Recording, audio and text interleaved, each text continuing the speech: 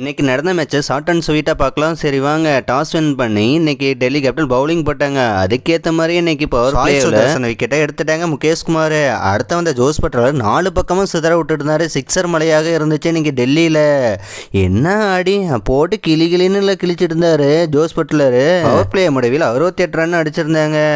Jos Buttler 27 பால் 52 run அடிச்சு Kuldeep யாதவுக்கு out ஆயிட்டாரு. Washington சுந்தருடன் Suman kill partnership போட்டு வெளுத்து வாங்கிட்டு இருந்தாங்க டெல்லி கேபிட்டல் பவுலரை.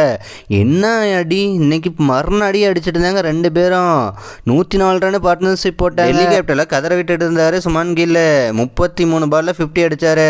லாஸ்டா 70 ரன் அடிச்சு லுங்கி இங்கடிக்கு அவுட் ஆயிட்டாரு. வாஷிங்டன் சுந்தர் வந்து அதிரடியாக விளையாண்டு 30 பால்ல 55 ரன் அடிச்சு முகேஷ்குமாருக்கு அவரும் அவுட் ஆயிட்டாரு.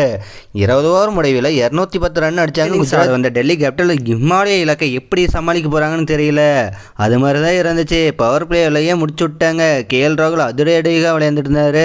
அவருடன் நிசாங்காவும் போட்டு கிளின்னு கிழிச்சிட்டு இருந்தாங்க. பவர் பிளேவிலேயே 41 ரன் அடிச்ச நிசாங்கா அவுட் ஆயிட்டாரு பிரதீப் கிருஷ்ணாவுக்கு.